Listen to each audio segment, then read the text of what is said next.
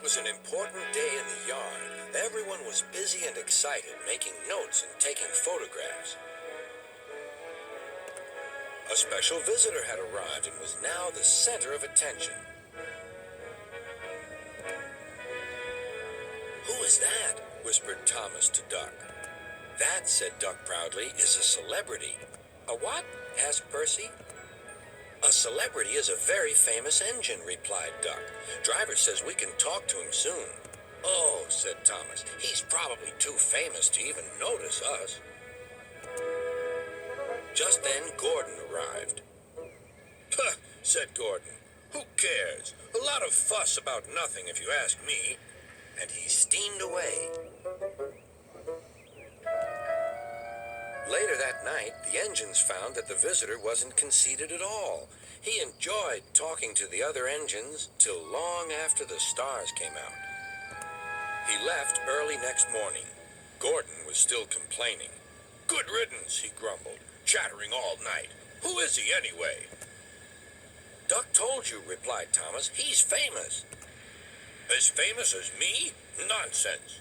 "He's famouser than you. He went 100 miles an hour before you were even thought of." "Huh, so he says," huffed Gordon, "but I didn't like his looks. He's got no dome. Never trust domeless engines. They're not respectable. I never boast, but I'd say 100 miles an hour would be easy for me. Goodbye." Duck took some freight cars to Edward's station. "Hello," called Edward.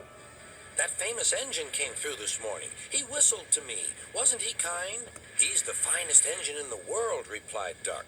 Then he told Edward what Gordon had said. "Take no notice," soothed Edward. "He's just jealous. He thinks no engine should be famous but him. Look, he's coming now."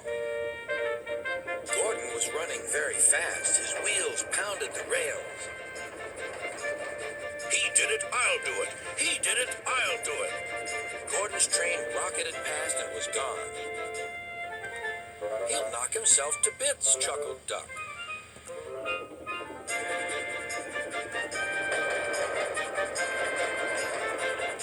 Gordon's driver eased him off. "Steady, Gordon. We aren't running a race." "We are, then," said Gordon, but he said it to himself. Suddenly, Gordon began to feel a little strange. "The top of my boiler seems funny," he thought. "It feels as if something is loose. I'd better go slower." But it was too late. On the viaduct, they met the wind. It was a teasing wind which blew suddenly in hard puffs. Gordon thought it wanted to push him off the bridge. "No, you don't," he said firmly. But the wind had other ideas. It curled round his boiler, crept under his loose dome, and lifted it off and away into the valley below. Gordon was most uncomfortable. The cold wind was whistling through the hole where his dome should be, and he felt silly without it. At the big station, the freight cars laughed at him. Gordon tried to wheesh them away, but they crowded round no matter what he did. On the way back to the shed, he wanted his driver to stop and fetch his dome.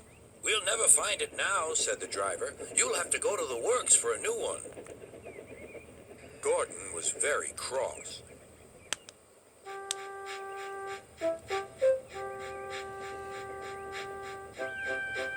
"I hope the shed is empty tonight," he huffed to himself. But all the engines were there waiting. "Never trust domeless engines," said a voice from somewhere behind him. "They aren't respectable."